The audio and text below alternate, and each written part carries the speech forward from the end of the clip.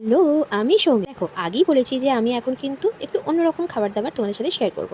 তো আজকে সেই মতো একটু স্টু বানানোর ইচ্ছা হলো। চিকেনটাকে আমি বয়েল করে নিয়েছিলাম, নুন আর হলুদ দিয়ে জাস্ট একটু বয়েল করে নিয়েছিলাম, যাতে সেদ্ধটা হয়ে থাকে, স্টুটা বানাতে আমার সুবিধা হয়। আর এই যে ভেজিসগুলো নিয়ে নিয়েছিলাম, ভেজিসের মধ্যে আছে পেঁপে, গাজর, টমেটো, বিনস, ক্যাপসিকাম, পেঁয়াজ, আদা, রসুন। আর ছিল গোটা গরম মসলা।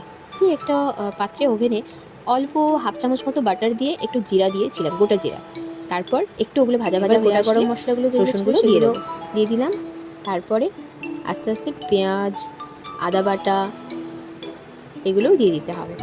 হালকা হাতে নেড়ে চেড়ে নিয়ে তারপর সব সবজিগুলো এর মধ্যে দিয়ে দিতে হবে।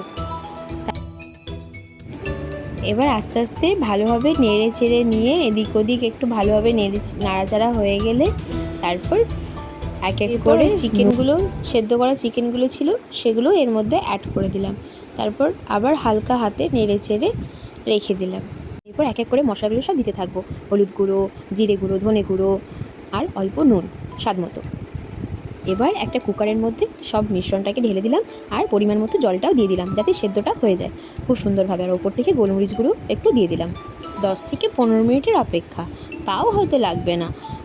আমাদের chicken stew ready.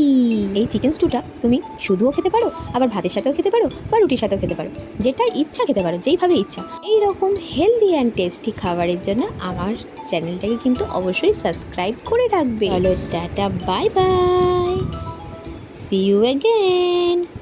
Please follow and subscribe.